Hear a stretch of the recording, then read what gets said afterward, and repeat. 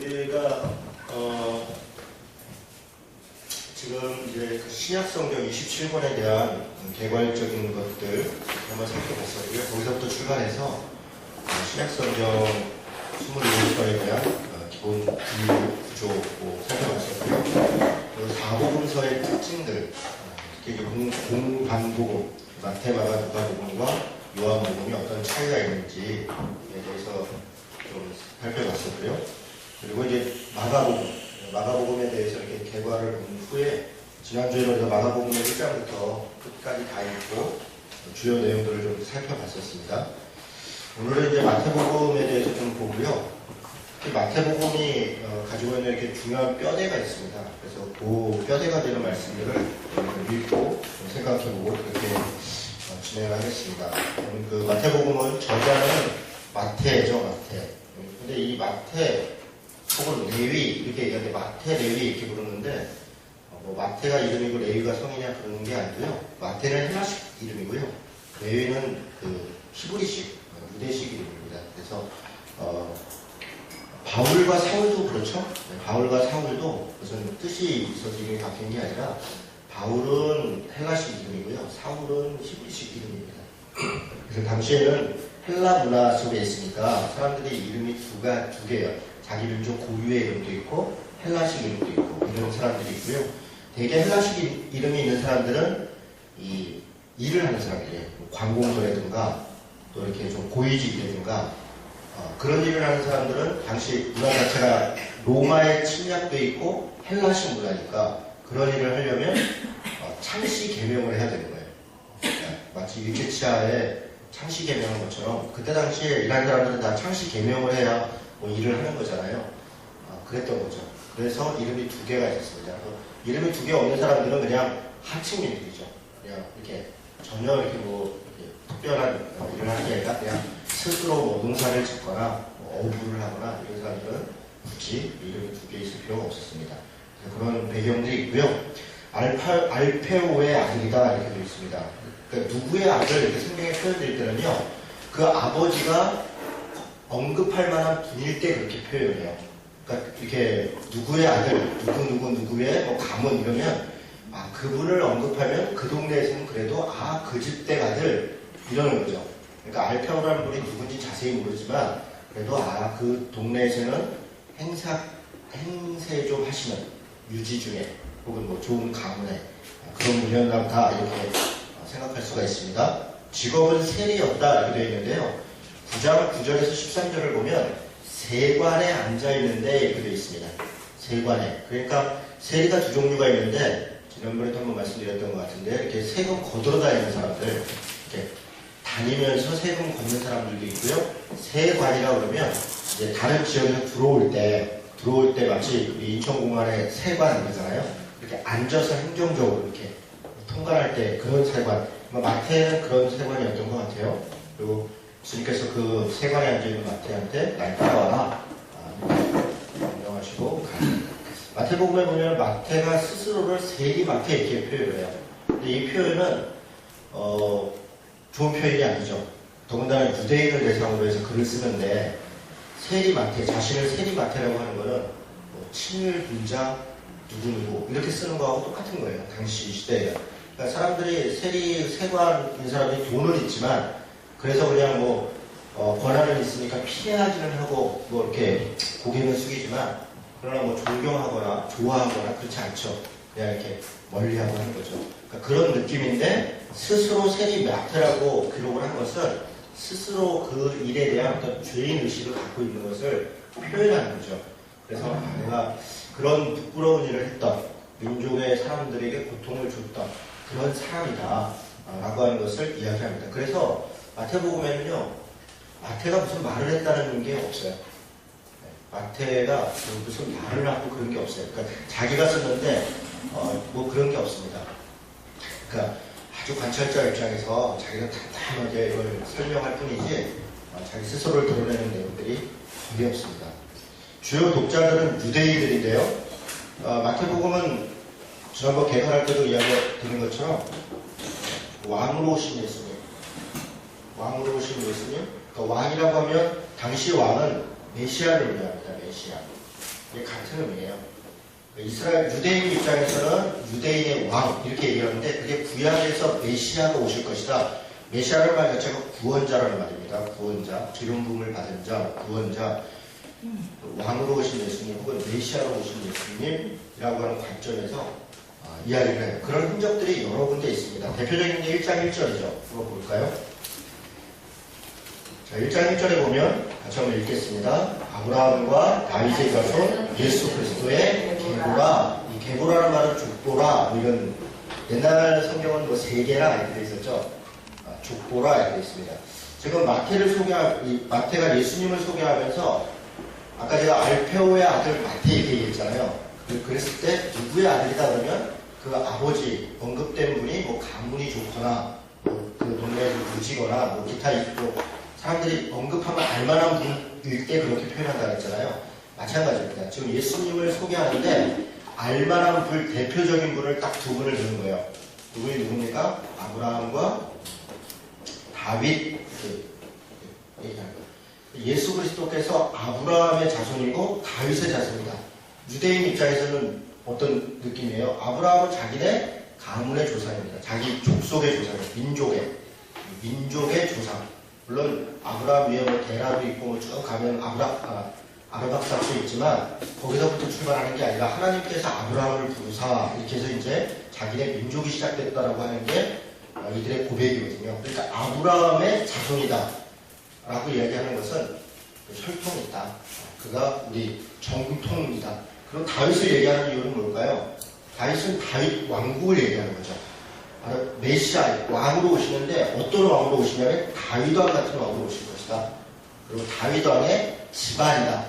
다윗 왕의 집안이니까 예수 그리스도가 그렇게 물론 나사렛 베들레헴에서 태어났고 당시 사람들은 베들레헴에서 태어났다는 것을 모르는 사람들도 많았겠죠. 근데 나사렛 촌놈 뭐 지금 얘기하면 제가 지난번에 TV 보다가 애들이 깜짝 아빠 벌교야 제가 벌교 얘기 아빠 하니까 제가 군대 있을 때 아는 형님이 벌교 출신입니다. 늘 하는 말씀이 벌교 촌놈이라고 그때 제가 처음 알았어요. 전남 뭐 어디 부안 어디 저쪽에 벌교가 있다 그러는데요. 그런 음식이에요. 나사렛 예수다 이러면 그냥 벌교에서 왔냐 이런 거예요. 그러니까 그런 정도로 그냥 뭐 그 자체가 뭐 지금은 뭐 그걸 무시될 게 아니지만 그때는 어디 뭐 촌놈이다 이런 얘기잖아요. 그런데 그런 사람이 나사렛의 예수라는 사람이 사실은 다윗 왕이다 이렇게 얘기하는 거죠. 그래서 아브라함과 다윗의 자손 예수 그리스도의 계보라. 예수님이 왕으로 오셨고 메시아로 오셨고를 아예 1장 1절에서 딱 선언하고 시작하는 표현이 이런 표현입니다. 자, 그 다음에 자주 등장하는 단어가 천국이라는 단어예요. 천국. 이거는 유일하게 마태복음밖에 없습니다. 성경에 천국이라고 표현되어 있는 단어는요. 마태복음밖에 없어요. 족보에 대해서는 나중에 다시 보도록 하고요. 천국이라는 표현이 왜 천국이라고 썼는가? 이것도 언젠가 설명을 드렸던 것 같은데요. 성경에 이 천국이라는 표현이 아니라 다른 표현이 뭐라고 되면 하나님의 나라, 하나님 나라 이렇게 다 이렇게 되어 있어요. 구약도 그렇고 사실은 저는 뭐 성경의 주제가 하나님 나라라고 생각하는데요. 하나님 나라를 시작해서 하나님 나라가 타락하고 다시 하나님 나라를 회복하고 예수 그리스도 오심도 그의 죽으심도 부활하심도 제자를 부르심도 제자들을 보내심도 다 하나님 나라를 위해서다 생각하는데요. 천국이라고 쓴 이유가 있죠. 이거는 한자식 표현입니다. 우리 성경은 1950 몇 년인가 제가 정확히 기억이 안 나는데요. 한자를 번역한 거예요.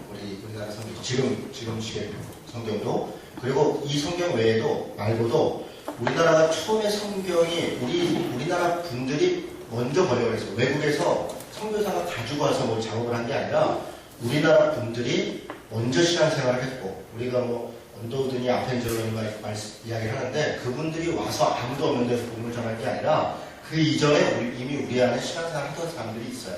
그러니까 우리는 되게 독특한 그런 면에서 보면 선교사에서 되게 독특한 민족입니다. 그러니까 스스로 신앙생활을 그게 이제 중국을 통해서였죠. 중국과의 관계 속에서. 그래서 중국어 성경을 스스로 번역을 한국 사람들이 스스로 번역을 할 때 중국말을 많이 번역을 했습니다.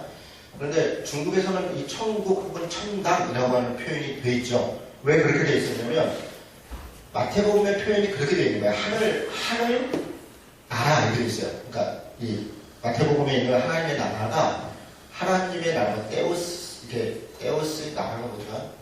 말해도 되고 개인말에서 하나님의 나라 이렇게 표현되어 있지 않고 하늘 나라 이렇게 되어 있습니다. 근데 그것은 중국어 성경이 하늘천 나라국 그래서 그냥 천국 이렇게 한 거죠. 그런데 이미 우리 동양에는 천국 혹은 천당 그러면 이 죽어서 가는 어떤 샤머니적인 그 공간을 생각하잖아요. 그러니까 그게 우리 머릿속에 탁 있는 거예요. 그래서 이 천국이라는 단어가 하도 강해서 근데 이것도 또 좀 특이해요. 마태복음만 유일하게 천국이라고 썼는데 왜 하나님 나라라는 말은 거의 안 쓰고요. 저 웬만한 데서 요즘 많이 쓰지 그전에 정말 안 썼어요. 다 천국. 우리 찬송가도 다 천국으로 돼 있고 그렇게 돼 있었다. 그래서 그런 오해가 있었죠. 근데 그런 이유가 있죠. 하나님이라는 말을 유대인들은 이 입에 담지도 않고 쓰지도 않았죠. 글로 쓰지도 않고. 구약 성경에는 원래 이거 사본에도요. 하나님이라는 단어, 야훼 이런 단어가 거의 안 나타나요. 거의 몇 개 사본에 어쩌다 나타나요. 대개는 다 아도나이라는 단어를 씁니다. 아도나이라는 말은 주님, 전능하신 분 이런 뜻이에요. 그래서 하나님이라는 말이 나오면 아도나이로 다 바꿔서 썼죠. 그래서 그건 이제 공경의 표현이죠. 존중의 표현이고 그러다 보니까 심지어는 야훼라는 발음도 잊어버렸다는 거잖아요. 그게 마태복음이 그 전통을 그대로 사용하는 거예요. 왜냐하면 유대인을 대상으로 하니까 당시 유대인들이 그렇게 읽고 그렇게 하던 것이 습관화되어 있으니까 만약에 거기 뭐 하나님 나라 어쩌고 하면 이런 근본도 없는 책이 되는 거예요. 근본도 없는 책. 물론 이제 우리도 그런 때가 있었죠. 그 훈민정음 만들어지고 언문이라고 해서 이제 한자를 이렇게 한글로 막 하면 소위 사대부들은 근본도 없는 글이라고 안 보는 거잖아요. 그때 당시에 사대부 전도하려면 한자로 써야 되는 거죠. 사대부들한테 뭐 말씀 전하려면 내가 아무리 한글 옹호주의자를 하더라도 그들에게 복음 전하려면 한자를 써야 되는 거 아닙니까? 마치 그런 거죠. 그래서 마태가 유대인을 대상으로 썼다. 그리고 왕으로 혹은 메시아로 오신 그 하나님 예수님에 대해서 이야기하는 그런 것들의 표현, 글의 기록 방식, 또 내용에 아주 적절하게 잘 나타나 있습니다. 그런 장면들이 있고요. 자, 마태복음 기록의 특징이 몇 가지가 있는데요. 메시아 사상을 강조한다. 아까 말씀드린 것처럼 왕 혹은 메시아 사상을 강조하는데 여러 표현들이 있습니다. 유대인으로 왕으로 임하신 메시아, 유대인의 왕으로 오신 메시아 이런 표현을 하는데 예를 들어 동방 박사들이 헤로당한테 와서 예수가 태어난 것을 뭔가 별 보고 우리가 왔다. 유대인의 왕이 나신 곳이 어디입니까? 이렇게 묻잖아요. 그러니까 동방 박사들이 와가지고 헤로당한테 유대인으로 왕으로 나신 이가 어디 계십니까? 이렇게 물으니까 헤로당이 기고 내가 유대인의 왕인데 지금 뭔 소리야 이렇게 된 거잖아요. 그러니까 그런 표현들이 이분이 유대인의 왕이구나 라고 하는 것들을 아예 전면으로 기록하는 겁니다. 나중에 십자가 이렇게 달리실 때도 그 위에 죄패로 유대인의 왕이라 이렇게 기록했더라. 마태가 이제 그런 것들을 일부러 기록을 하죠. 또 마태복음 19장 28절에 보면 이스라엘 12지파의 왕이다. 이런 표현이 있고요. 또 마태복음 25장 34절은 세계 모든 민족의 왕이다. 그래서 왕으로 오신 예수님에 대해서 이야기를 합니다. 산상수훈 같은 경우는 조금 이따 우리가 다시 좀 자세히 볼 텐데요. 율법을 완성하시는 메시아. 그러니까 율법을 완성하시는 메시아라는 건 유대인들한테 대단히 중요합니다. 유대인들에게 있어서는 율법을 굉장히 중요한 거예요. 그게 구원이에요. 율법을 지킨다는 건 할례를 지키고 기타 뭐 정결례를 지키고 의식법을 지키고 이런 것들을 법을 지키는 게 그들에게 있어서 구원받은 백성의 징표이고 마땅한 행위이거든요. 그런데 예수께서 만약에 율법을 다 싹 정리하고 새로운 뭔가를 얘기했다 이렇게 되면 이건 다른 종교가 되는 거예요. 다른 종교. 완전히 하나님과 관계없는 다른 노가 되는데 그렇지 않고 예수께서 말씀하신 것은 그 율법을 온전케 하는 혹은 완성하는 완성한다는 표현이 온전케 하는 회복한다는 거예요. 사실 완성한다는 의미 자체가 원래는 그렇지 않았으니 뭐 이런 것이죠. 이런 표현을 많이 쓰세요. 본래는 그렇지 않았으니 경에 이르기를 그러니까 너희들이 오해하고 있다는 거죠. 하나님이 원래 율법을 우리에게 주셨던 그 본래적 취지에 대해서 이야기를 하면서 그리고 그것을 문화화하죠. 이 문화라는 말은 문화화, 상황화 이런 말이 신학에 쓰는 말인데 무슨 얘기냐면 지금 시대에 맞게 그 말이 원래 의미는 이런 건데 지금 시대에는 이렇게 적용이 된다. 이렇게 이야기하는 게 예수님의 방식이죠. 사실 설교가 그런 거 아닙니까? 설교가 성경 말씀을 이렇게 강의하죠. 그 강의에서 내용을 잘 이렇게 얘기하면, 그런데 뭐 예를 들어 지금 현재 어떤 벌어진 사건에 대해서 옛날 말씀에 의하면 이렇다, 이렇게 되는 거죠. 지금은 그 문제는 이렇게 봐야 된다. 이런 게 이제 설교이고 강의이고 이런 것이죠. 예수님이 이제 그런 식으로 얘기하죠. 그 대표적인 게 산상수훈이라는 거예요. 산상수훈이 하나님께서 말씀하신 율법의 말씀을 완성해서, 그래서 하나님의 백성은 이렇게 살아야 된다. 지금 시대에는 이렇게, 그때 당시 그 얘기를 하는 것이고, 그리고 우리에게도 여전히 유효한 그런 것이 산상수훈이죠. 자, 구약성경의 예언을 성취하신 메시아를 굉장히 많이 강조합니다. 그러니까 구약성경에서 메시아가 올 것이다, 뭐 어떻게 할 것이다, 이런 이야기들이 많은 예언들이 있어요. 뭐 이사야에도 있고 시편에도 있고, 특히 뭐 시편, 이사야에 가장 많고요. 미가서라든가 스가랴라든가, 미가서 같은 데는 그런 거죠. 이 뭐 작은 고을 베들레헴 에브라다야, 너는 뭐 작은 고을이지만 뭐 너에게서 뭐 큰 자가 날 것이며 어쩌고 저쩌고, 이런 얘기를 그가 이분이다, 이런 얘기죠. 그가 이분이다, 이런 식의 표현들이 많이 있죠. 그래서 이 예언이 이루어지니라. 예수께서 무슨 말씀을 하시면, 무슨 행동을 하시면 예수님의 어떤 것을 보고 그 예언이 이루어졌느니라, 이렇게 표현하죠. 이렇게 말씀하신 것이 이루어졌느니라, 이런 표현들이 마태복음 굉장히 많이 나오고요. 그래서 구약을 상당히 많이 이용합니다. 네 복음서 중에서 구약을 가장 많이 이용하는 게 마태복음입니다. 죄인을 구원하시고 진리를 가르치시고 귀신의 권세를 이기시고 모든 질병에서 구원하시며 안식일의 주인이 되시는, 그래서 교회의 주인 되신 그런 메시아다, 이런 표현을 하죠. 마태복음에 여기 제가 적어놓지 못했는데요. 교회라고 하는 용어가 마태복음에 유일하게 나옵니다. 복음서 중에서는. 다른 데는 안 나옵니다. 마태복음 16장, 마태복음 18장. 예, 이 교회, 이 반석 위에 내가 교회를 세우리라. 이게 베드로의 고백 위에 교회 세우겠다는 마태복음 16장 16절에서 18절인가요? 거기에 나오는 교회라는 단어가 있고요. 18장에 가면 이제 형제가 범죄하거든, 뭐 혼자 가서 변명하고, 안 되면 둘이 가고, 그래도 안 되면 교회의 이야기에서 이렇게 절차를 따라, 그때 교회라는 단어가 나옵니다. 그때 에클레시아라는 용어를 쓰는 건데요. 이 마태복음이 교회라는 단어를 쓰는 아주 유일한 그런 복음서입니다.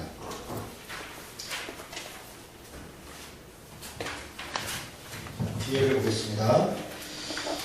자, 지금부터는 이제 마태복음의 뼈대가 되는 구조를 좀 말씀드리려고 하는데요. 마태복음은 28장이나 되는, 사실 이 복음서 중에서 가장 깁니다. 그런데 내용적으로는 누가복음이 더 많아요. 나중에 다음 주에 우리 누가복음 보겠지만 누가복음이 거의 30개인가 그 정도 가까이 이야기가 훨씬 더 많습니다. 그런데 누가복음은 그거를 24장인가요? 누가복음 24장까지 있죠? 아주 간략하게, 아주 수렴하게 딱 정리를 해놨어요. 마태복음은 좀 늘어진다는 거죠. 내용들이. 그런데 28장까지 많은 내용이 담겨 있는데, 이게 연대순으로 이렇게 기록되어 있는 게 아닙니다. 이렇게 뭐 이렇게 순서, 이렇게 예수님 탄생서부터, 물론 이제 탄생부터 시작을 하는데, 이게 탄생부터 해서 죽음까지 이렇게 순서대로 되어 있는 게 아니라, 물론 마지막에 예수님의 일주일 행적을, 그리고 앞에 탄생에서 한 이야기가 있지만, 이 가운데 이야기가 시간순이 아니고 종류별로 구성이 되어 있습니다. 종류별로. 그래서 예수님이 그 밑에 있나요? 그렇죠. 내용의 종류별로 밑에 조금 더 내려가 보시면 예수님의 탄생과 갈릴리 사역이 1장에서 4장이고, 산상수훈이라는 말은 뭐냐면 예수님이 무슨 말씀을 하신 것을 모아놓은 거예요. 그러니까 누가복음에도 산상수훈의 말씀을 하신 부분이 있는데, 산상수훈 말씀 중에 어떤 이야기는 누가복음에 다른 데 있어요. 다른 장면 어떤 데서. 그리고 마가복음이나 요한복음 마찬가지입니다. 이렇게 다른 데로 흩어져 있는 부분들이 있어요. 골격은 비슷하지만 누가복음에. 무슨 얘기입니까? 마태는 의도적으로 예수님이 하신 말씀들을 모아서 산에서 하신 말씀으로 정리를 해놨다는 거예요. 그 의도적으로 그렇게 하는 겁니다. 천국 비유도 마찬가지입니다. 13장에 있는 천국 비유, 천국에 대한 비유가 7가지인가? 이렇게 7가지일 거예요. 위에 7가지가 써있군요. 7가지가 있는데 그것도 다른 복음서에 좀 흩어져 있어요. 그걸 모아놓죠. 이렇게 종류를. 바리새인들과 논쟁한 것도 모아놓고, 멸망과 종말에 대한 이야기도 모아놓습니다. 그래서 이렇게 종류별로 딱딱 모아놔요. 왜 그랬을까? 아마 직업 때문에 그랬을 것이다. 이렇게 세 관원이니까 가끔세, 부가가치세, 뭐 무슨 세 이렇게 종류별로 정리한 게 아니냐 이렇게 뭐 아니면 말이에요. 어쨌든 그렇게 돼 있습니다. 실제로. 네.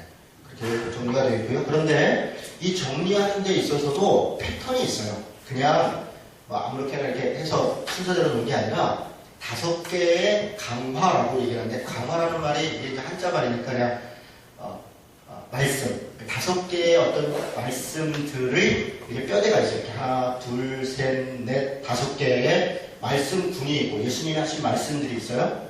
그리고 그 앞뒤로 어떤 스토리라인을 이렇게 이야기를 전개해요. 이게 마태복음의 구조예요. 5개의 예수님이 하신 이야기.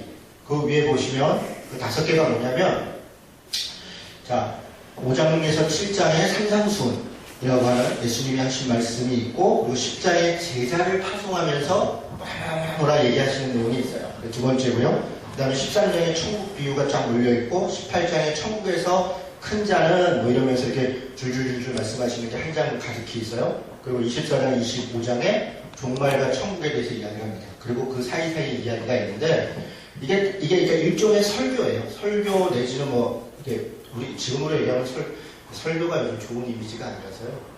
설교라고 설교하고 있네. 이러면 잔소리 한다고 했죠. 설교 좀 그만해요. 잔소리 한다고 해갖고. 원래는 좋은 건데, 그죠? 말씀을 이렇게 줄줄 얘기를 하는 거죠. 그러니까 예수님께서 이렇게 이야기한 것들을 모아놓고 그 앞뒤로 이야기를 했습니다. 그 흔적들 한번 좀 볼까요? 7장 28절 보겠습니다.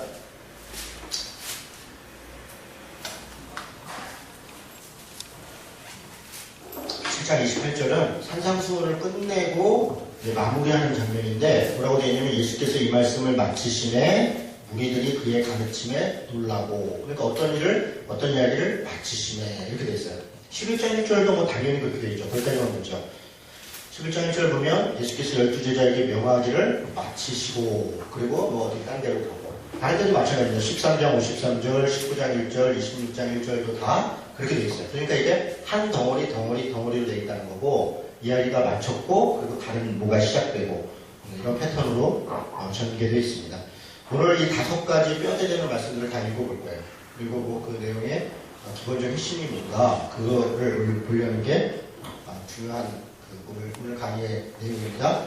자, 그 얘기 조금 더 다시 하도록 하고요. 조금 더 보도록 하겠습니다. 아까 말씀드린 것처럼 기록이 치밀하고 정리가 잘 되어 있습니다. 그래서 내용이 종류별로 이렇게 정리 구성되어 있고요. 근데 좀 없는 것도 있어요. 누가복음에 비해서죠. 혹은 뭐 다른 복음에 탄생기사 이후에 이집트로 피난을 했었잖아요. 마태복음에 그런 내용이 없습니다. 그거는 의도적으로 뺐을 가능성이 있어요. 이집트에 피난 갔다 온 게 유대인의 왕으로서 꼭 좋은 건 아니거든요. 좋게 느껴지는 건 아니니까 아마 의도적으로 뺐을 가능성이 있고요. 성전에서 정결하는 것 이런 내용도 없고요. 그리고 시몬과 안나 이렇게 만나갖고 어린 시절 이렇게 그런 기억들, 그리고 어린 시절에 성전에서 뭐 이렇게 이야기를 하고 이런 건 다 누가복음에만 했어요. 그러니까 누가복음의 특징이 그런 거는 아주 독특하죠. 왜냐면 누가복음 자체가 좀 역사적으로 이렇게 순서대로 이렇게 기록한 특성들이 있기 때문에 그렇습니다. 다음 주에 누가복음 볼 때 그런 내용을 좀 보도록 하겠습니다. 마태복음만의 특징적인 본문이 있어요. 그리고 아까 물론 이렇게 뼈대가 되는 5개 말씀들이 있는데, 그 뼈대가 되는 것이 모여 있을 뿐이지 다른 곳에 없는 건 아닙니다. 이런 내용들이 마가복음에도 있고 누가복음에도 있고 일부 요한복음에도 있어요. 그런데 마태복음에만 좀 특징적으로 있는 게 있어요. 그게 마태복음 1장에 나타나는 족보입니다. 물론 누가복음에도 족보가 있는데 누가복음에 있는 족보와 마태복음에 있는 족보는 완전히 차이가 납니다. 그래서 그거는 다음 주에 누가복음 볼 때 어떤 차이가 있는지 살펴보겠습니다. 그래서 마태복음에 있는 족보는 마태복음에만 있어요. 아주 특징적이 있습니다. 두 번째는 산상수훈이죠. 산상수훈의 말씀 일부가 물론 누가복음에도 있고 하지만 이렇게 딱 정리가 돼서, 산상수훈 오늘 제가 살펴볼 텐데요. 그냥 모아놓은 게 아니라 아주 치밀하게 모아놨습니다. 그래서 그 산상수훈의 구조 자체를 이해하는 게, 그것만 이해해도 오늘 여러분 수지 맞는 겁니다. 진짜. 산상수훈의 전체적인 구조가 아주 중요하고요. 지금도 우리에게 대단히 중요한 그런 말씀입니다. 좀 이따 보겠습니다. 그리고 지상명령. 소위 지상명령이라고 하는, 그러니까 지상명령, 옛날에 이런 말을 해서 제가 다 1학년 때 막 성교단체 있었는데 맨날 지상명령 쓰면 지상명령이 뭐야? 그러니까 큰 명령이라고 해요. 큰 명령. 땅에 내린 큰 명령. 그레이트 비전, 그레이트 커미션 이렇게 얘기하는. 그래서 제 이메일이 GRAT예요. 그레이트 커미션.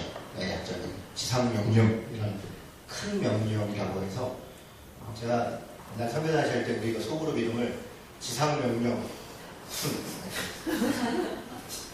안 좋고 굉장히 열심히 살았습니다. 지상명령 우리가 지상명령 우리가 이룰 것이다. 그때부터 지금까지 그레이트 커미션이 제 이메일 주소로 그렇습니다. 네. 지상명령이라는 표현 뭐 제자들에게 말씀하시고 너희는 가서 모든 족속으로 제자를 삼아 아버지와 아들과 성령의 이름으로 세례를 주고 어지 쭉 나오는 이 명령이 대단히 독특한 명령입니다. 그래서 우리가 성경의 두 가지 명령 이야기할 때 창세기에서 이 보존하고 이 다스리고 하라고 하는 소위 문화 명령을 이야기하고 마태복음 28장에 나오는 지상 명령 이 두 가지 명령이 우리에게 주신 중요한 명령이다 이렇게 이야기를 많이 하죠. 그리고 그 구도가 있고요. 그리고 하나님을 사랑하고 이웃을 사랑하고 이것이 우리에게 주신 소명이고 두 가지 명령과 두 가지 소명을 딱 이렇게 이런 표현들을 우리가 많이 하는 거예요. 네. 그래서 지상명령도 좀 더 다시 살펴보도록 하겠습니다. 마태복음 9조만 잠깐 보고요. 잠깐 쉬었다가 오늘 뼈대가 되는 말씀들을 다시 한번 보도록 하겠습니다. 네, 이렇게 일찍 쉬는 이유는 오늘 그렇게 뭐 할 게 많지 않기 때문에 설렁설렁 해도 됩니다. 마태복음 9조 뭐 1장에서 28장까지 그렇게 있죠. 예수님의 탄생, 그리고 세례와 시험 받으시는 이야기. 사실 세례와 시험 받으시는 광야에서 이야기도 아주 재밌는 장면이죠. 요거는 누가복음 볼 때 잠깐 보도록 하죠. 하나님 나라의 선포 4장 11절부터 7장 29절에 하나님 자기가 오시는 것에 대한 출사표를 전개하시고 갈릴리 지역에서 하나님 나라에 대해서 선포하시는 내용들이 있습니다. 그리고 하나님 나라의 권세와 사명에 대한 이야기들, 예수님에 대한 의심과 배척 이런 이야기들이 쭉 있고요. 반대와 또 미신앙의 어떤 고백들, 예수님에 대한 환영과 배척. 이 19장부터는 이제 예루살렘에 갔을 때 환영받고 배척받고 고난받고 하는 내용들이 있고요. 십자가의 부활, 이렇게 십자가 지시고 부활하시고 승천하고 지상명령하고 하는 내용으로 마태복음 이제 그런 구조로 기록이 되어 있습니다. 잠깐 쉬었다 하겠습니다. 제가 이게 강의를 이렇게 써갖고 강의하는 사람이 아니라 한번 얘기하고 잊어버려요. 뭐라 그랬었지?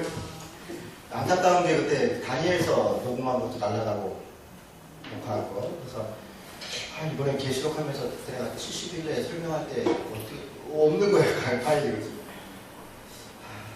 이렇게 꼼꼼하게 글을 다 써가지고 강의하는 게 아니니까 이렇게 하니까요.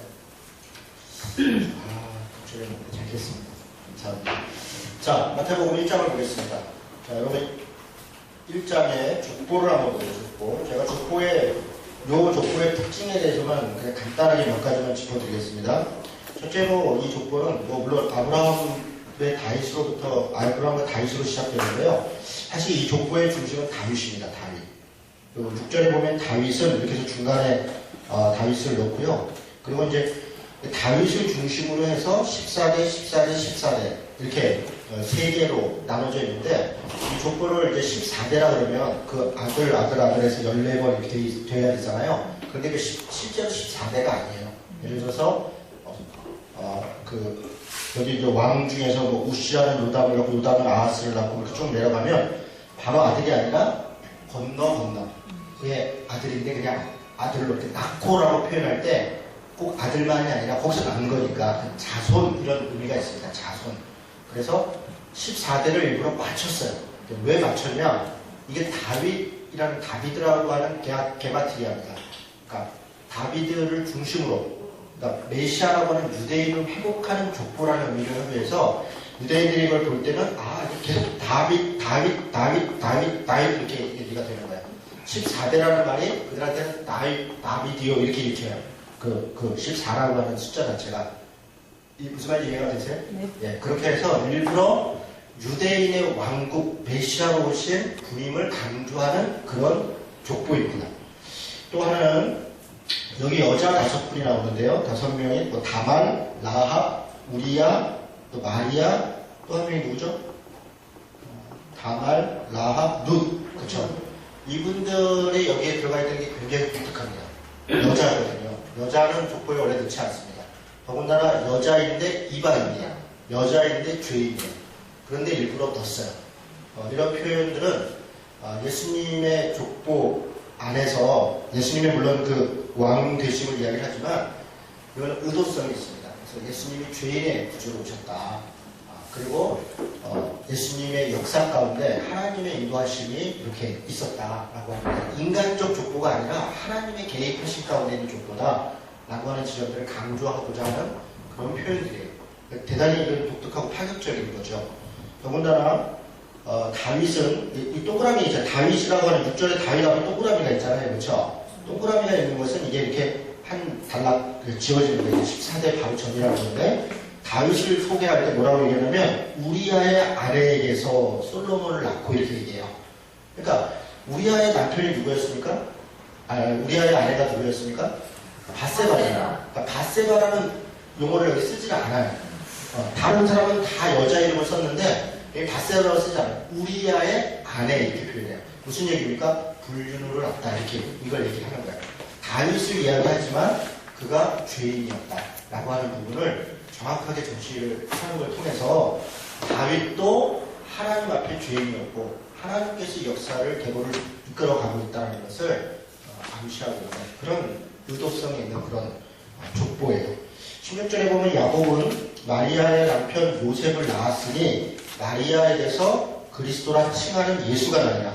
지금 여기 보면 마리아에게서 그리스도라 칭하는 예수가 나니라 이렇게 되어 있는데 요셉에게서 나왔으니 이렇게 되어 있잖아요. 남자를 보니까. 근데 실제로 누가복음은 요셉부터 시작을 합니다. 요셉부터 시작하는데 여기는 마리아에게서 있는데 여기에 20단어가 있어요. 마리아가 하나님으로부터 이런 단어가 있어요. 이게 이제 신적 수동태라고 하는데요. 그러니까 누가 낳았다는 거냐면 마리아가 낳았다는 얘기를 하는 게 아니라 마리아는 이 도구적 개념이고요. 하나님이 예수 그리스도를 낳았다. 그 얘기를 하는 게 이 마지막 이 구절의 의미입니다. 그러니까 의미 자체가 그렇게 그러니까 그 유대인들이 헬라어로 이걸 읽으면 당시 헬라 그리스어를 읽을 때는 그런 의미로 받아들여져요. 그러니까 하나님이 마리아를 통해 그리스도라 칭하는 예수를 낳으니라 이렇게 되어 있다는 거예요. 이해가 되십니까? 그러니까 이 족보 자체가 여러 가지 장치를 가지고 있고 그리고 이 내용이 마태복음 전체 내용을 곡선을 깔고 이 족보를 기록하는 대단히 치밀하죠. 이런 걸 찾아낸 학자들도 대단하시고요. 그리고 이 글 자체가 성경이 이렇게 스토리텔링을 쭉 읽을 때는 그냥 뭐 다 아는 얘기, 일반적인 얘기 같은데 또 이제 이 성경의 묘미라는 게 뭐냐 이게 하나님 말씀을 그걸 묵상하고 공부하고 연구하며 하면서 아주 새로운 것들을 깨닫게 되고 알게 되고 그게 재미예요. 그리고 읽을 때마다 또 좀 새롭고 참 그런 게 참 재미있죠. 자, 그 다음에는 산상수훈으로 가겠습니다. 여러분 산상수훈은 이제 어떤 구조로 되어 있냐면요. 어디서부터 시작되냐면 원래는 4장 23절에서 시작합니다. 산상수훈은 5장에서 7장으로 시작되잖아요. 그 빨간 글씨가. 제 책은 예수님 말씀은 빨간 글씨로 되어 있는데요. 5장에서 7장으로 되어 있는데 사실은 잘 보세요. 산상수훈 5장에서 7장은 양쪽에 그 소위 걸 인크루즈라고 제가 여러 번 했어요. 숨이 상관되어 있다. 숨이 상관되어 있다. 그러니까 앞에 어떤 내용으로 시작해서 어떤 내용으로 끝나고 그 안에 내용이 있다. 그렇죠? 우리 시편할 때 있었죠. 복 있는 사람은 이쪽으로 저쪽으로 해서 복되도다 이렇게 끝났잖아요. 그러니까 복되도다로 시작해서 복되도다로 끝나는 그 사이에 어떤 내용이 있잖아요. 1장과 2장이. 자, 마찬가지로 5장에서 7장은 요 내용만 딱 있는 게 아니라 앞에 4장 23절부터 시작해서 9장 몇 절인가? 9장 35절까지로 내용이 요 안에 있는 내용 속에 산상수훈이 있어요. 그럼 이 내용이 뭐냐? 4장 23절을 보겠습니다. 잘 들으셔야 됩니다. 4장 23절 같이 읽겠습니다. 자, 시작. 예수께서 온 갈릴리에 두루 다니사 그들의 회당에서 가르치시며 천국 복음을 전파하시며 백성 중에 모든 병과 모든 약한 것을 고치시니 지금 뭐라고 얘기하시냐면 회당에서 가르치는데 뭘 가르쳤다는 거예요? 천국 복음을. 천국 복음을 전하는 게 핵심이에요. 지금 천국 복음을 전하는데 그 내용이 5장에서 7장의 내용이고 이게 천국 복음의 내용이라는 거예요. 그리고 8장에서 9장도 그 천국 복음과 관련된 내용이에요. 자, 9장 23절 보겠습니다. 9장 35절. 아까 읽었던 말씀을 잠깐 생각해보고 9장 35절 읽으면 같이 읽습니다. 예수께서 모든 도시와 마을에 두루 다니사 그들의 회당에서 가르치시며 천국 복음을 전파하시며 모든 병과 모든 약한 것을 고치시니라. 똑같죠? 4장 23절하고 9장 35절이 똑같습니다. 그러니까 이렇게 같은 내용의 이야기로 딱 이게 마무리고 이게 서론이에요. 그렇게 해서 내용을 정리를 합니다. 다시 정리하면 5장에서 7장은 천국 복음의 이 천국 복음을 받은 것에 대한 어떤 선언, 거의 팔복서부터 시작해서 쭉 있어요. 그리고 천국 복음을 가진 사람들의 어떤 삶, 이런 이야기들이 나고요. 특이한 건 8장 9장이에요. 8장 9장은 아까 우리가 5개의 강화, 이런 거, 5개의 강화가 아니라 내용별, 종류별 얘기할 때 이게 기적모음이라고 그랬어요. 8장 9장이. 여기에 보면 각종 기적이, 이걸 이제 학자에 따라서는 8장 9장의 내용을 분석해보면 10가지가 나오기도 하고요. 혹은 9가지가 나오기도 해요. 그러니까 9개 내지는 10개의 기적이 나옵니다. 기적만 모아놓은 거예요. 기적만. 그런데 이 내용이 이 안에 있고 이게 천국 복음과 관련이 있다 이렇게 좀 딱 정리를 해놓은 거예요. 이게 뭘까? 네, 지금부터 하나씩 살펴보도록 하겠습니다. 포기하려고 그러는 표정들 안 하실 때 예전에 제가 금요기도회 때 한번 했었어요. 금요기도회 때 한번 했었는데요. 조금 더 자세히 하게 될 겁니다. 자, 일단은 4장 23절 가기 전에 17절 한번 보겠습니다. 4장 17절. 이건 더 크게 보면 4장 17절부터 시작해서 마태복음 28장 끝날 때랑 또 연결이 되는데요. 17절을 한번 보세요. 거기 한번 읽어보겠습니다. 이때부터 예수께서 비로소 전파하여 이르시되 회개하라 천국이 가까웠느니라 하시더라. 지금 예수님께서 오셔서 복음을 전파한 내용으로 회개하라 하나님 나라가 임했다라고 얘기하면서 그 다음에 18절부터 이게 뭐냐면 제자를 부르는 거예요. 하나님 나라를 전파하는데 그 복음을 전파할 제자들을 보세요. 그래서 18절부터 제자들이 있고 그리고 23절부터 그것을 전파하고 이렇게 나가요. 그리고 5장 1절을 보면 예수께서 무리를 모시고 산에 올라가 앉으시니 제자들이 나오니라.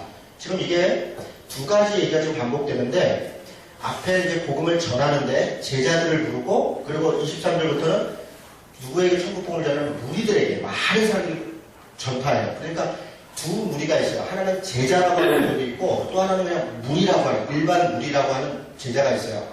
이 말씀을 왜 드리냐면 산상수훈이 누구를 대상으로 쓴 거냐, 이 천국 복음에 대한 게 누구에게 이야기한 거냐. 물론 1차적으로는 제자들에게 얘기해요. 제자들이라고 하는 것은 당시에 선택된 어떤 소수의 제자를 얘기하는 게 아니라 하나님을 믿는 백성들을 얘기하는 거예요. 우리들. 그런데 우리 중에는 아직은 예수를 믿지 않는 사람들이 있잖아요. 그렇죠? 아직 예수를 믿지 않고 그냥 기적 때문에 따라다니고 뭐 때문에 따라다니고 우리 애 아프니까 따라다니고 무슨 일 때문에 따라다니고 하는 사람들이 있단 말이에요. 그런데 바로 그들도 사실은 대상이에요. 그러니까 제자가 1차적 대상이지만 무리들도 대상이에요. 그 흔적이 어디에 있냐면 7장 끝은 머리로 가고 있어요. 7장 28절. 잘 따라오세요. 7장 28절에 보니까 아까 읽었던 건데 예수께서 이 말씀을 마치심에 무리들이 그 가르침에 놀라니. 지금 산상수훈이 끝났어요. 그런데 누가 반응을 하냐면 무리들이 놀라니. 그러니까 분명히 5장 1절에서는 예수께서 무리들 중에 제자들이 나오는지라 이렇게 돼서 마치 제자들에게만 하신 말씀 같은데 아니라는 거예요. 사실은 무리들에게도. 그건 무슨 얘기냐면 무리들이 그 자체로 이 말씀을 지킬 수 있다는 걸 전제로 하는 게 아니라 무리들도 제자가 되어야 된다. 그것을 전하는 것이 제자들의 사명이다. 라고 하는 지점이에요. 무슨 이해가 되세요? 예수를 믿는 사람은 당연히 산상수훈적 삶을 지향해야 되는 것이고요. 그리고 우리가 복음을 전한다는 것은 바로 이 산상수훈의 삶을 전하는 것, 그게 복음을 전하는 것이라는 거예요. 마태복음 28장 보겠습니다. 마태복음 28장 18절에서 20절, 이게 이제 소위 지상명령이잖아요. 예수님께서 마지막에 명령하시는데 내용이 이럽니다. 예수께서 나와 말씀하여 이르시되 하늘과 땅의 모든 권세를 내게 주셨으니, 예수님 거라는 거죠. 하늘과 땅의 모든 권세가 하나님이 내게 주셨으니 그러므로 너희는 가서 모든 민족을 제자로 삼아. 모든 민족을 제자로 삼다는 것을 아까 그 표현을 하면 모든 무리를 제자로 삼아 이렇게 이해할 수 있습니다. 아버지와 아들과 성령의 이름으로 세례를 베풀고 내가 너희에게 분부한 모든 것을 가르쳐 지키게 하라. 내가 너희에게 분부한 모든 것. 여러분 이게 중요해요. 모든 것이 다 중요해요. 가라. 제자 삼아라. 우리가 제자 훈련 혹은 뭐 복음 전도에서 이 용어를 굉장히 강조해요. 가라 그랬다. 제자 삼으라 그랬다. 성령으로 세례 주라 그랬다. 그런데 내용이 뭐냐? 이 모든 것이에요. 단지 예수 믿고 구원받아라 그런 정도가 아니라 사실 그것은 물론 그런 것이 의미 없다는 게 아니에요. 더 궁극적인 것은 하나님이 우리에게 가르쳐 주신 것을 나도 살려고 애쓰고 그것을 가르치는 게 그게 복음을 전하는 것이에요. 그게 제자를 삼는 것이고 그 내용의 사실 마태복음에서의 핵심은 산상수훈이라는 얘기를 합니다. 산상수훈의 이야기가 바로 하나님 나라의 백성에 마땅히 행해야 될 그런 내용이다 라고 이야기를 하는 게 지금 마태복음의 전체 구조입니다. 이해가 되십니까? 됐죠? 다시 산상수훈으로 가겠습니다. 5장으로 1절부터 보면 제가 이걸 다 읽지는 않겠습니다. 이걸 다 읽으면 또 시간이 많이 가서 제가 이렇게 산상수훈 자체가 어떤 구조로 되어 있는지만 지금 설명을 드릴 테니까 거기다 이렇게 표기를 해보세요. 자, 일단 입을 열어 가르쳐 이르시되 신령이 가난하다는 복이 있나니, 그러면서 우리가 아는 소위 팔복을 얘기하세요. 어떤 분들은 이걸 구복이라고도 하고 어떤 분들은 칠복이라고도 합니다. 그걸 뭐 연구자에 따라서 좀 다른데 어쨌든 일단 팔복 자체는 뭘 얘기하는 겁니까? 복이 있다 이런 거, 있을 것이다 이런 게 아니에요. 지금 너희들이 복되다. 하나님을 믿는 백성들이 복되다. 그래서 천국이 임했다. 그들이 위로를 받았다. 땅을 병을 받을 것이다. 이미 줄일 것이다. 다 이런 얘기를 해요. 이 관련돼서 혹시 더 보고 싶으시면은 제가 새벽기도에 팔복 설교한 게 있어요. 하나하나. 그거를 좀 참고로 하시면 좋겠고요. 그래서 하나님의 백성, 당시에 이 대상이 누구냐? 제자도 그렇고 무리도 그렇고 가장 가난하고 고통받고 인간적인 눈으로 볼 때는 저주받은 자들이에요. 가장 여러 가지 어려운 자들. 그런데 하나님은 지금 예수님은 뭐라고 하냐면 너희들이 복되다. 하나님을 믿는 것 그 자체로 지금 있는 어떤 상태와 조건 때문이 아니라 하나님을 믿는 백성이기 때문에 그것이 복되다. 이렇게 하고 복을 딱 선언해요. 너희들이 복된 존재이다. 라고 딱 선언을 하는 게 여기의 시작입니다. 그리고 나서 그게 12절까지이고요. 13절부터 16절까지는 그 복된 사람들, 하나님의 백성이 어떤 과제와 사명을 가지고 있는가를 얘기하는 게 13절에서부터 16절이에요. 내용이 뭐냐면 한마디로 얘기하면 너희는 소금과 빛이다 라는 거예요. 그래서 16절에 보면 너희 빛이 사람 앞에 비추게 하여 그들로 너의 착한 행실을 보고 하늘에 계신 너희 아버지께 영광을 돌리게 하라. 이게 복된 사람의 삶이라는 거예요. 소금과 빛이 되어야 된다가 아니라 이미 소금과 빛이라는 거예요. 너희들은 소금과 빛이다. 그러니 어떻게 해라? 그 빛을 비추고 그걸 통해서. 근데 빛이 뭐라냐면 착한 행실이에요. 착한 행실이 하나님의 백성은 하나님을 따라 착한 행실을 행하는 것, 그게 하나님께 영광이 되고 그걸 보는 사람들이 하나님께 영광을 돌리게 된다. 그렇게 사는 것이 하나님의 백성, 복된 사람들의 삶이다 라고 이야기하는 게 이 내용이라는 거예요. 이해되시죠? 그 다음에 그런데 이때 이 착한 행실이라는 단어를 그대로 17절부터 받아요. 그게 뭐냐면 당시 유대인들은 착한 행실 이코는 율법이에요. 네. 뭐가 착한 행실이냐? 뭐가 하나님 백성의 삶의 내용이냐? 율법이죠. 그러니까 율법 얘기를 하는 거예요. 너희들의 율법이 선지자, 내가 율법이나 선지자 폐하온 줄 아냐? 그렇지 않다. 19절에 보니까 천국에서 지극히 작다 일컬음을 받을 것이다. 이 계명 중에 뭐 하나라도 소홀히 하면, 그러면서 누구든지 이를 행하며 가르치는 자는 천국에서 크다 일컬음을 받을 것이다. 내가 너희에게 이르노니 너희 의가, 이때 의에다 동그라미 쳐놓으세요. 지금 너희 의가 서기관과 바리새인보다 더 낫지 않으면 천국에 들어갈 수 없다. 이렇게 얘기를 하세요. 지금 여기서는 지금 예수님이 뭐라고 설명하시는 거냐면 위에 있는 빛을 비추고 그 하나님께 영광을 돌리는 착한 행실이 바로 이 의라는 거예요. 근데 그 의가 뭐냐면 너희들이 생각하는 그 율법, 그게 사실은 착한 행실이고 의다. 이렇게 지금 인정하시는 거예요. 지금 그걸 부정하는 게 아니에요.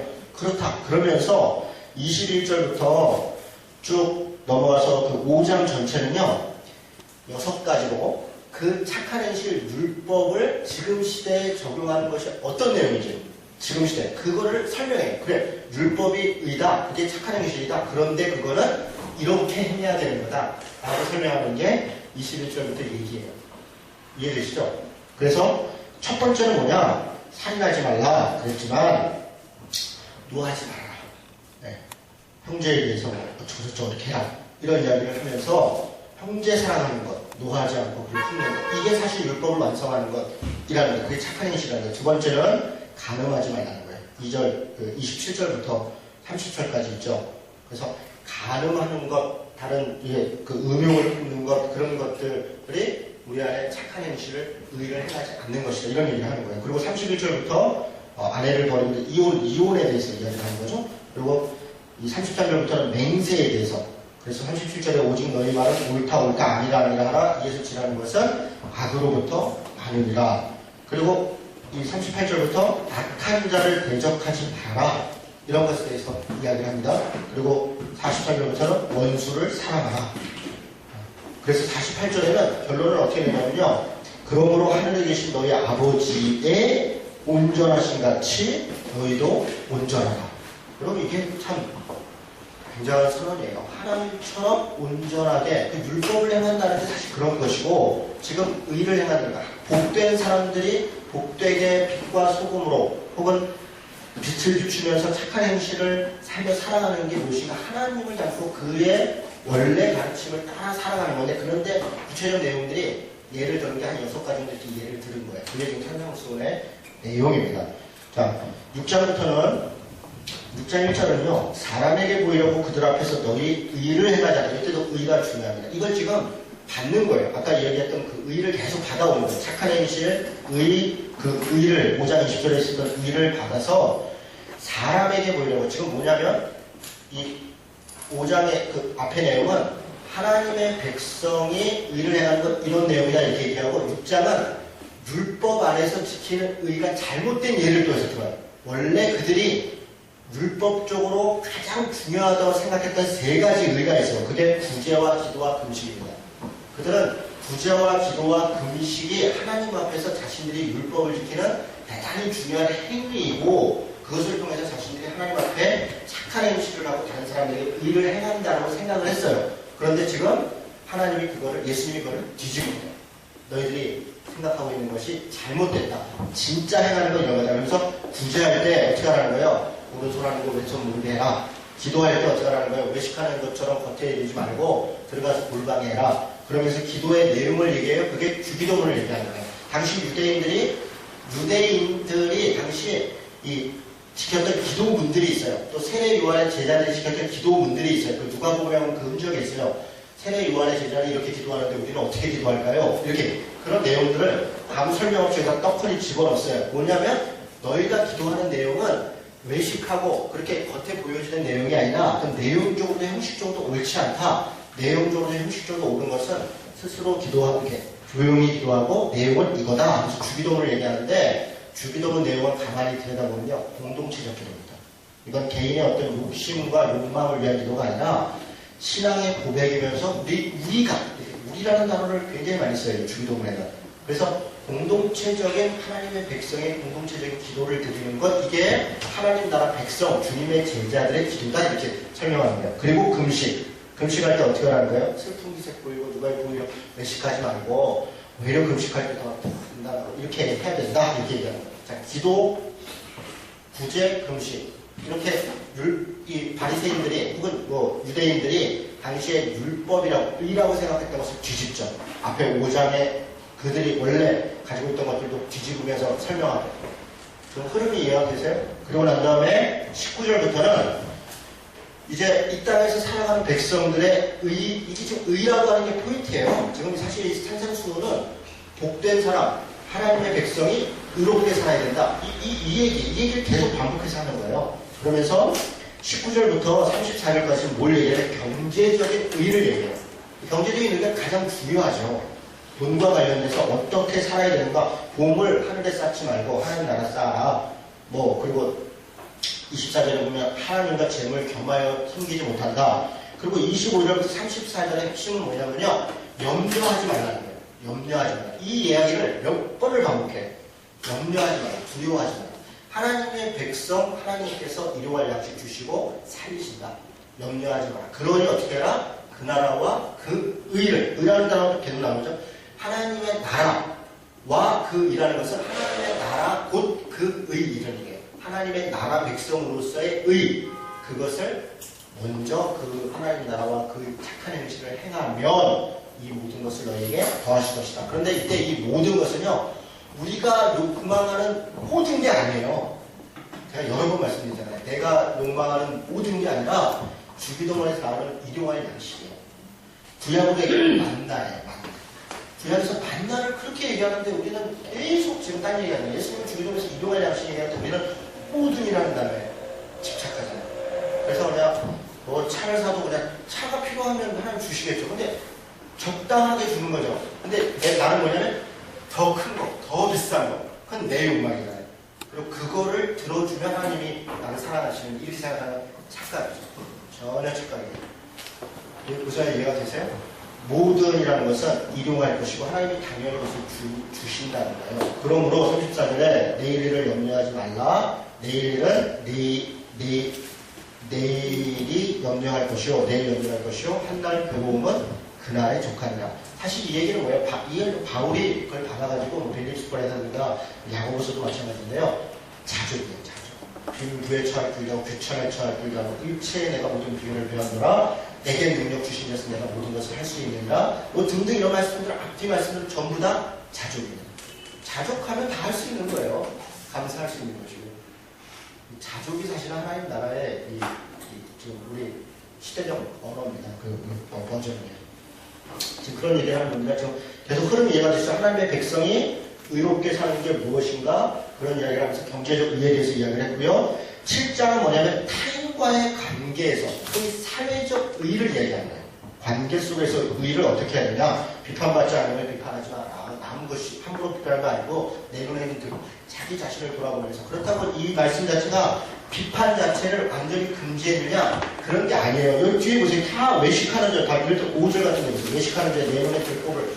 이미 이 말 자체가 비판이 있잖아요. 그리고 그 뒤에도 여러 가지 거룩한 거 계획에 두지 말고 진주에게 주는 이것처럼 비판적인 말이 어디가 있어요. 옳고 그름을 판단하지 말라는 게 아니라 함부로 사람들을 비난하고 하는 거 가지고 그렇게 하지 말라는 거예요. 그러니까 이 비판하지 말라는 말도 상당히 굉장히 오해가 많은 말들인데 예수님처럼 비판 많이 하는 분이 어디가 있어요. 바울처럼 정면으로 비판하는 분이 있어요. 그러니까 우리가 그 비판이라는 용어를 잘못 사용하는 거예요. 정당한 비판과 평가는 당연히 우리에게 주어진 의무입니다. 그리스도인들이 그것을 해야 돼요. 그러나 부당한 비난과 조롱과 정죄와 이런 것들은 삼가해야 되죠. 그래서 그것을 잘 구분해야 됩니다. 자, 어쨌든 외식하는 것을 하고 또 7절부터는 구하라, 찾으라, 문 두드리라 이런 것들을 하나님께서 주신다. 근데 12절이 이 내용의 결론이죠. 뭐냐면 그러므로 무엇인지 남에게 대접을 받고자 하는 대로 너희도 남을 대접하라. 이것이 율법이요 선지자니라. 이걸 소위 황금률이라고 합니다. 그래서 역지사지 입장 바꿔 생각해라. 그 정도가 아니라 내가 남에게 대접받고자 싶은 대로 네가 남을 대접하라. 입장을 바꾸는 그렇게 행하라. 그러니까 삶을 강조하고 있는 게 이 내용입니다. 그래서 대부분으로 들어가라. 생명을 인도하는 것은 좁고 길이 협착하고 찾는 이가 적으니라. 그래서 결론으로 쭉 내려가야 돼. 이제 결론은 하나님의 백성 그 일을 착한 행실을 행하는 게 무엇인가에서 쭉 설명하면서 그런데 15절에 거짓 선지자들을 삼가라. 거짓 선지자들의 핵심은 뭐냐? 다시 율법주의로 그 행위 그런 것들을 중시 여기거나 혹은 하나님의 백성으로서 마땅히 행하는 것들을 왜곡시키거나 그런 것들이 거짓 선지자라고 얘기를 하는 거예요. 여기 내용들. 그래서 그들은 이리처럼 노략질하는 자다. 그들의 열매로 그들을 안다. 좋은 나무가 나쁜 열매 맺을 수 없고 못된 나무가 아름다운 열매를 맺을 수 없다. 그러면서 21절에 그 이해를 줍니다. 나더러 주여 주여 하는 자마다 다 천국에 들어갈 것이 아니요 다만 하늘에 계신 내 아버지의 뜻대로 행하는 자나야 들어가리라.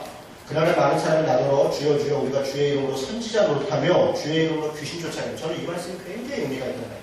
우리가 이 앞에 이렇게 얘기하면 그러면 그렇구나. 그러면 열매를 얘기했으니까 더 많이 성장하고 더 많이 역사가 일어나고 그런 사람이 하나님께서 행했나 보다. 그런데 그렇게 오해할까봐 저는 이 말씀 붙여놨다고 생각이 들어요. 22절에 많은 사람이 주의 이름의 이름으로 선지자 못합니다. 귀신을 쫓아냅니다. 많은 권능도 행합니다.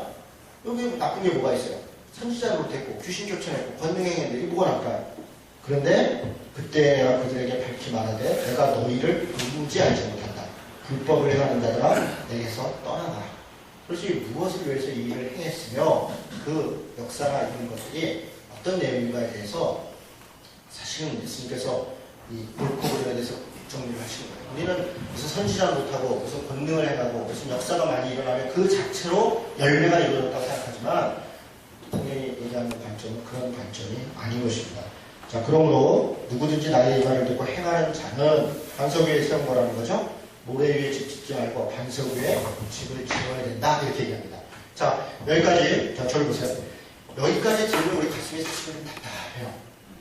이 산상수훈이나 우리가 율법보다 이게 더 어려운데 이게 어떻게 이걸 행할 수 있을까? 그래서 8장 9장까지 같이 가야 됩니다. 천국복음에 대해서 8장 9장을 얘기하는데 제가 이 8장 9장을 자세히 보지 않겠는데 한마디 더요. 이거 다 기적문입니다. 이거 무슨 얘기예요? 이 기적 중에서 우리 인간이 할 수 있는 거 하나도 없어요. 여기 인간이 할 수 있는 게 하나도 없어요. 이건 다 예수님이 할 수 있는 것이고 그것을 어떻게 하라는 건 믿음으로 그것을 바라보라는 거예요. 다시 얘기해서 이 산상수훈의 이야기는 무엇으로 할 수 있다는 거냐면 믿음으로 할 수 있다는 거예요. 인간의 힘으로 하나님의 나라 백성이 스스로 될 수 있는 게 아니라 된다는 거예요. 하나님이 우리를 그렇게 된다는 것이고 우리가 그렇게 살아간다는 것이고 그게 믿음이 필요하다는 거예요. 자, 어저께 어떤 분하고 이제 대화를 하는데 수신제가 치고 평천하 이야기를 하시면서 수신, 몸을, 마음을 다시 변화하는 게 아니라 이 행동을 바꾸는 거다. 신하는 것이다. 그래서 내가 하기로 했으면 하는 거다. 틀리지 않아요. 그래야 제가하고 치국하고 평천한다는 거예요. 그런데 문제는 뭔지 아십니까? 행동은 마음이 바뀌어야 행동할 수가 있어요. 마음이 움직이지 않으면 제가 목회를 하면서 정말 느끼는 게 있어요. 마음이 움직여야 행동이 움직여요. 지식이 생긴다고 해서 행동이 움직여지는 게 아니에요. 근데 마음은 어떻게 움직여져요? 내가 결심한다고 마음이 달라지는 게 아니라 은혜가 있어요. 그게 성령의 은혜예요. 그래서 우리가 정말 신앙생활을 하면 할수록 느끼는 바가 있는 거예요. 내가 죄인이구나. 내가 안 되구나. 그래서 성령의 은혜가 있고 그 마음, 그 성령의 은혜가 내 마음을 붙드시고 내게 용기를 주시고 힘을 주시고 그래서 내가 도저히 불가능할 것 같은 5장에서 7장 같은 이 말씀들을 내가 행하는 것이에요. 그러면서 어느 날 그게 또 오히려 하나님께 감사가 되고 이렇게 그 이야기가 천국 복음인 거예요. 그래, 행함을 얘기하셨어. 그래, 내가 오늘부터 행해야지. 물론 우리가 그렇게 해야 됩니다. 그런데 내 힘으로 안 된다는 걸 아셔야 돼요. 성령이. 그게 성령의 가르침이에요. 그걸 얘기를 계속 하는 거예요. 특히 누가는 더합니다. 누가는 누가복음과 사도행전 가서는 완전히 성령복음과 성령인정이에요. 그 수많은 역사적 기록들 속에 하나님이 때때로 역사하심을 얘기하고 그 안에 믿음과 순종을 굉장히 강조하면서 가요. 우리 신자들에게 요구할 때 그거예요. 저는 이게 정말 의미가 있다. 4장 23절부터 해서 9장 35절까지 천국 복음이 이렇게 있고 하나님이 회개하라 천국이 너희에게 있다 했는데 제자들을 부르시고 무리들을 부르시고 그래서 제자들로 하여금 무리들에게 복음을 전하게 하시고 그 내용이 이 내용인데 이것을 윤리적으로 전하는 것이 아니라 윤리적으로만 전하는 것이 아니라 하나님에 대한 믿음 주님이 그 일을 부르신 거라는 것을 그것을 나도 그렇게 살아가려고 그렇게 살아가고 그리고 또 그것을 전하고 이게 복음이다. 그렇게 이야기하는 겁니다. 됐습니까? 오케이. 자, 9장 끝머리 좀 한 번 더 보겠습니다. 35절 이후로 그래서 결론을 36절부터 38절까지 하나 더 이야기를 하는데요. 무리를 보시고 불쌍히 여기시네. 자, 천국 복음을 전하시고 가르치시고 뭐 이것저것 하셨는데 무리를 보시고 불쌍히 여기시니 이는 그들이 목자 없는 양과 같이 고생하며 기진하니라. 이에 제자들에게 이르시되 추수할 것은 많되 일꾼은 적으니 그러므로 추수하는 주인에게 청하여 추수한 일꾼들을 보내주셔서 하라. 지금 이 말씀의 이야기는 우리 안에 긍휼히 여김, 너희에 대한 긍휼히 여김이 있어야 되고, 추수할 일꾼을 보내달라는 것은 나 말고 딴 사람이 아니라 네가 추수할 일꾼 되도록 하나님께 정말 기도하고 그들을 불쌍히 여기는 마음을 갖고, 그래서 내게 주신 능력으로 너희는 가서 모든 족속으로 제자를 삼아 아버지와 아들과 성령의 이름으로 세례를 주고 이 모든 것을 가르쳐 지키게 하라는 그가 누구냐면 하나님, 우리들에게 그 명령을 주셨다. 그러니까 추수할 일꾼 나 말고 딴 사람을 위해서 기도하라는 게 아니라 우리가 그들을 일꾼을 불쌍히 여기고 하나님이 나를 추수할 일꾼으로 사용해 주시기를 그래서 기도하라는 내용이 불쌍히 여기는 마음, 그게 하나님 나라 백성의 자세라는 거예요. 그것을 이야기하는 겁니다. 됐죠? 그 다음에 다른 말씀이 10장을 보겠습니다. 10장에 보면 12제자를 부르시고 그들에게 이제 파송하면서 하시는 말씀 중에 16절을 하나 보죠. 16절에 보면 뭐라고 되어 있냐면 일단은 8절에 보니까 병든 자를 고치며 죽은 자를 살리며 나병한 자를 깨끗하게 하며 귀신을 쫓아내되 너희가 거저받았으니 거저수라. 앞에 뭐 고치며의 줄 다 쳤다면 거저받았으니 거저수라는 두 줄 쳐놔야 되는 거예요. 거저받은 사람들이 거저 안 주는 게 아주 큰 문제예요. 16절 보라 내가 너희를 보냄이 양을 이리 가운데로 보냄과 같도다. 그러므로 너희는 뱀같이 지혜롭고 비둘기같이 순결하라. 여러분 이 말씀을 가지고요 얼마나 뱀같이 지혜로운 자들이 많은지 저는 정말 그게 솔직히 좀 안타까워요. 여러분 좀 보세요. 제가 무슨 말씀을 드리려면 이건 두 가지가 다 필요한 거예요. 그런데 이 말의 순서로 보면 자, 뱀같이 지혜로워라. 그쵸?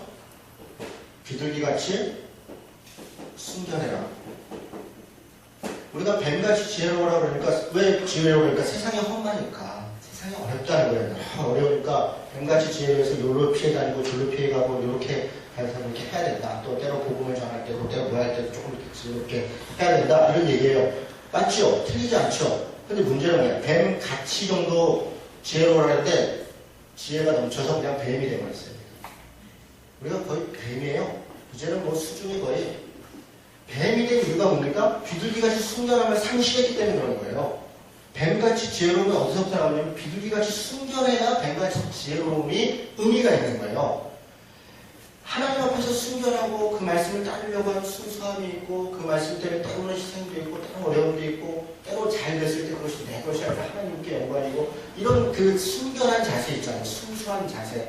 이게 좀 다 상실되어버려요. 다 상실돼버리고 이것만 강조하는 거야. 뱀같이 지혜롭고 뱀같이 지혜롭고 누가 상담을 하면 그래 그러면 네가 좀 포기하고 그거는 그렇게 하자 이렇게 그런 얘기 하면 할 수 있어. 할 수 있거든요. 무슨 말이에요? 힘내. 못하는 게 도대체 뭐예요? 그런데 그 할 수 있는 내용이 그 내용이 정말 해야 되는 내용이냐고요. 그거에 대해서는 아무 생각이 뭐 해적선이 착한 애들 얘기도 했지만 열심히 해적선 위해서 해적질을 하는데 성실하고 착하고 능력이 있는 거죠. 해적질. 내가 해적선에 타고 있느냐 안 타고 있느냐는 관심이 없는 거예요. 관계도 없는 것이고 그냥 성공한 사람들, 소위 성공한 사람들이 나와서 간증하는 거죠. 내가 이렇게 어렵고 저렇게 어렵고 했는데 11줄 얼마고 어떻게 했더니 지금은 성공했더라. 이게 다 간증인 것 같아요. 글쎄요. 그가 도대체 비둘기같이 순결했는가? 그 내용이 정말 적절했는가? 이거에 대해서 고민이 없는 거예요. 정말 고민이 없어요. 저는 비둘기같이 순결하지 않더라도 이게 언제 정말 이걸 좀 지키면 좋겠어요. 비둘기같이 순결하면 하나님께서 오히려 어디 가서 우리 마태복음 24장부터 이제 예를 들어 이제 너희들 끌려가서 뭐 할 때 무슨 말 하려 성령이 너희에게 하실 말씀을 알려주실 것이다. 이런 말씀들을 우리를 위로하시잖아요.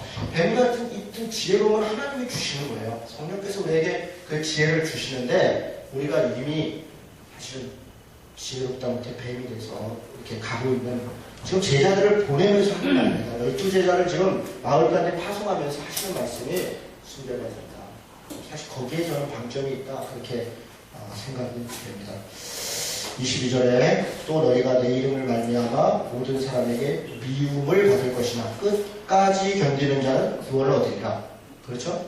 뱀된 사람은 이 견디는 걸 모릅니다. 뱀된 사람. 넘어가겠습니다. 자, 그리고 13장에 보면 천국 비유가 쭉 나옵니다. 7가지가. 간단하게 내용만 좀 살펴보겠습니다. 13장에 천국은 마치 이렇게 나와요. 이게 참 누가복음도 요한복음도 마찬가지인데요. 천국에 대해서 비유적으로 설명을 하세요. 하나님의 나라는 이렇게. 그래서 처음에 나오는 거는 씨 뿌리는 자의 비유죠. 씨 뿌리는 자의 비유를 하면서 19절에 보니까 아무나 천국 말씀을 듣고 깨닫지 못할 때는 악한 자가 와서 마음을 뿌려진 것을 빼앗나니 이는 곧 길가에 뿌려진 자고, 그렇죠? 길가에 뿌려진 자, 또 돌짝밭에 뿌려진 자, 말씀을 듣고 기쁨으로 받되 그 속에 뿌리가 없고 견디다가 말씀으로 말하면 환난이나 박해가 일어날 때 곧 넘어지고, 가시떨기 세상 염려와 재물과 유혹의 말씀이 막혀 결실하지 못하고, 그래서 좋은 땅에 뿌려졌다는 것은 말씀을 깨닫고 100배 혹은 60배, 어떤 것은 30배가 되었느니라. 말씀이 자라서 하나님 나라가 됐다는 건 뭐겠어요? 그런 사람은 사실은 산상수훈으로부터 이야기를 계속한다면 30배, 60배, 100배가 됐다는 건 내 재물이 30배, 60배, 100배가 됐다는 게 아니라 하나님의 말씀을 내 능력밖에 30배, 60배, 100배로 쫓아가고 그렇게 살아간다는 걸 의미하는 것입니다. 그래서 하나님이 저는 이 말씀을 보면 또 목사는 또 위로가 되죠. 이게 씨가 문제가 아니라 밭이 문제구나. 그래서 나야 그냥 뭐 전하면 되지 뭐. 그런 표정을 보십니다. 씨가 무슨 문제겠어요? 밭이 문제지. 네? 농담입니다. 네. 자, 천국은 24절에 좋은 씨를 제 밭에 뿌린 사람과 같으니, 그래서 사람이 잘 때 원수가 와서 도시 가운데 가라지를 덧뿌리고 왔다. 가라지가 있다는 것이죠. 그래서 주인이 가만히 놔두라. 그러니까 이게 참 천국은 이러면서 천국에, 그러니까 이때는 이제 영원한 천국이 아니라 우리 지금 이 땅에서 살아가는 하나님 나라 천국에 사실 이렇게 가라지도 있고 어디 있고 이렇다는 거예요. 그게 천국이라고 해서 다 우리끼리 좋은 사람만, 즐거운 사람만 하하고 공부하는 사는 게 아니라 아픔도 있고 어려움도 있고 거짓선지자도 있고 이렇다는 겁니다. 자, 또 비유를 들어 31절에 천국은 겨자씨와 같다. 겨자씨가 자라서 공중에 새들이 거기에 깃든다. 천국은 확장되는 것이죠. 그리고 천국은 마치 누룩과 같다. 누룩은 들어가면 부풀게 하고 자라게 하고 성장하고 이렇게 하는 것이죠. 천국은 전파되는 것이고 이런 거죠. 34, 35절이 조금 의미가 있는데요. 예수께서 이 모든 것을 우리에게 비유로 말씀하시되, 우리가 비유에 대한 오해가 하나 있어요. 뭐냐면 물론 앞에 천국 비유할 때 얘기하는데 저들로 깨닫지 못하게 하기 위해서 내가 이 비유로 얘기한다, 이런 표현들이 있죠. 그래서 비유로 얘기하는 것을 깨닫는 사람은 특별히 하나님이 뭔가 선택한 사람일 것이다, 이렇게 이제 이런 논리로 가는 거예요. 그런데 아니에요. 사실 비유로 얘기하는 걸 가만히 보면요, 뒤에 다 설명을 해요. 비유로 얘기하는 거 설명 안 하는 게 하나도 없어요. 왜 설명을 합니까? 깨닫게 그 비유는 어렵게 하기 위해서 비유를 한 게 아니라 알려주기 위해서 비유를 한 거예요. 지금 34, 35절이 그래요. 예수께서 이 모든 것을 우리에게 비유로 말씀하시고 비유가 아니면 아무것도 말씀하시지 아니하셨는데 내가 입을 열어 비유로 말하고 창세부터 감추인 것들을 드러낸다. 비유의 목적은 감춘 것을 드러내는 것이에요.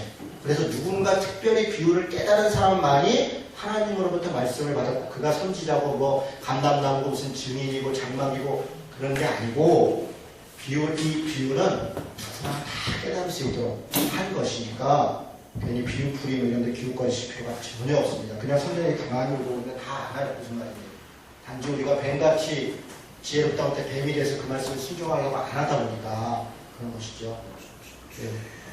자, 그런 정도의 그래서 가라지 비유를 설명하시다. 가라지 비유에 대해서 이렇게 다 설명하셨잖아요. 그죠? 그리고 세 가지 비유가 또 44절부터 있습니다. 밭에 감추인 보화와 같다. 천국은. 그러니까 밭에 왜 보화가 있어요? 지난번에 얘기했죠? 전쟁, 중간기 때 전쟁이 하도 있었어요. 위아래 전쟁하니까 사람들이 자기네 집에 귀한 거 밭에다 감춰놨어요. 그런데 전쟁 통해 사람이 죽기도 하고 어쩌고 하다 보니까 주인이 바뀌었어요. 그러면 반일하다 보니까 이게 왜 보화야?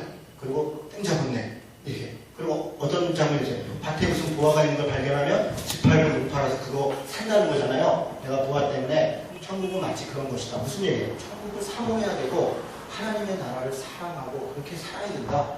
그러니까 우리 지향성 같은 걸 얘기하는 거죠. 45절 천국은 마치 좋은 진주를 구하는 장사와 같다. 47절 천국은 마치 바다에 치고 각종 물고기를 모는 그물과 같다.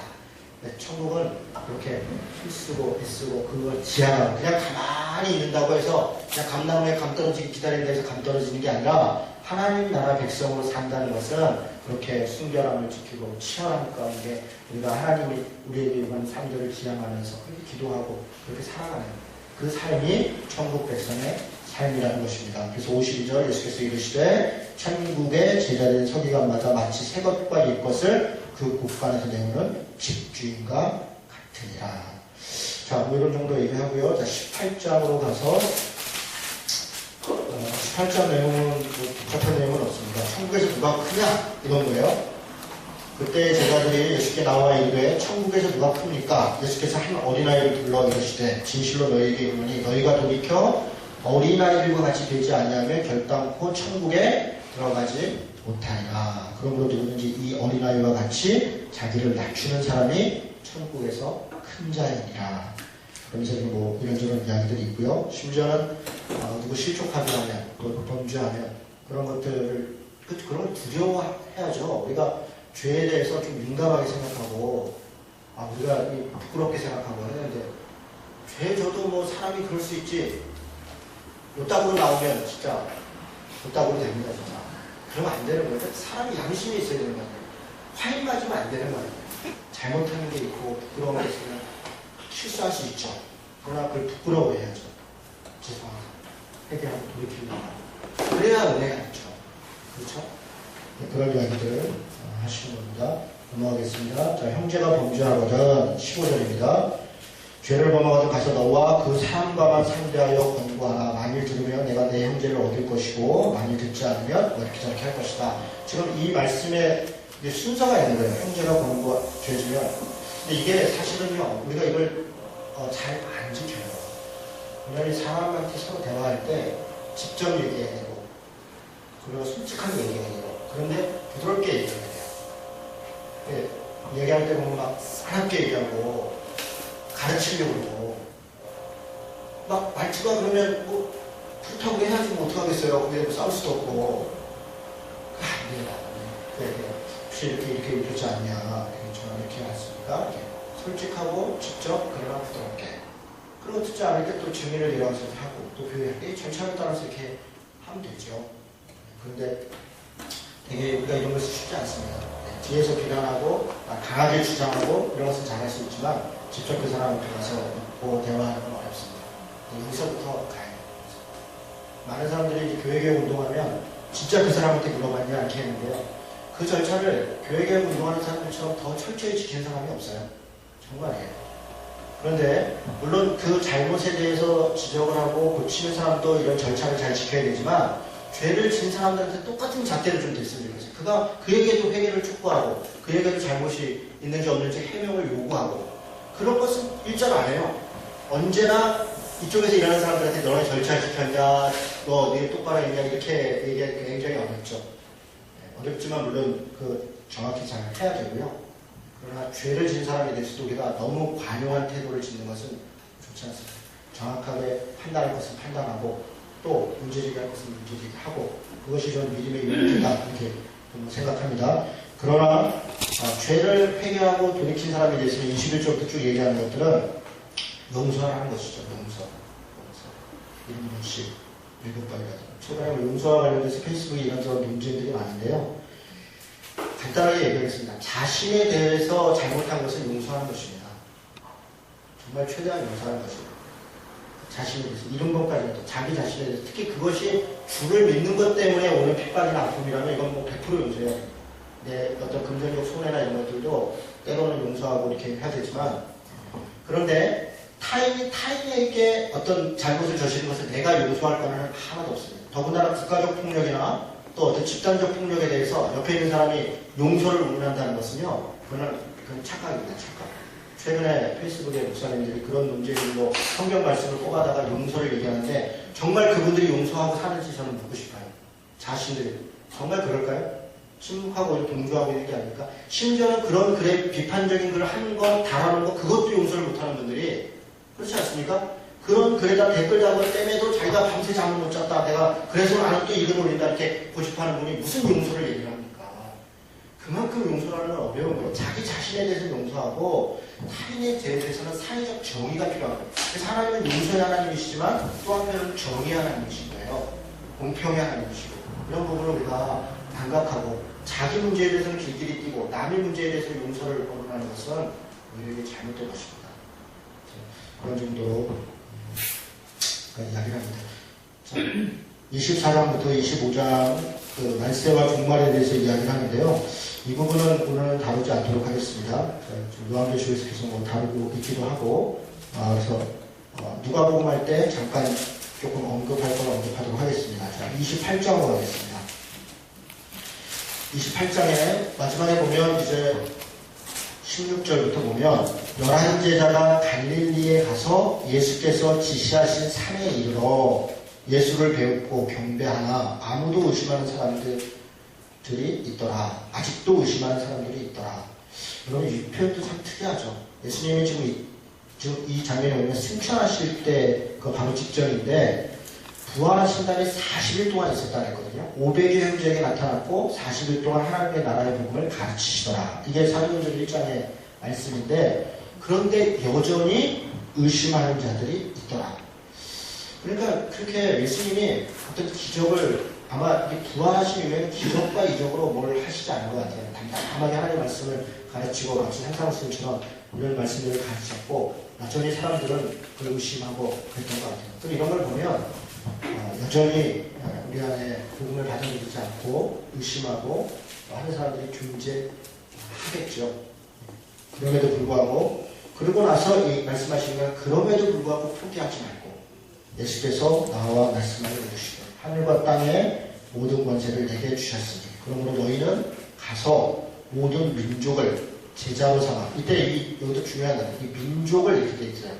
이 개인을 표현하지 않고요. 그러니까 이거는 그때 당시 시대적 표현입니다. 민족 단위로 복음이 전해져요.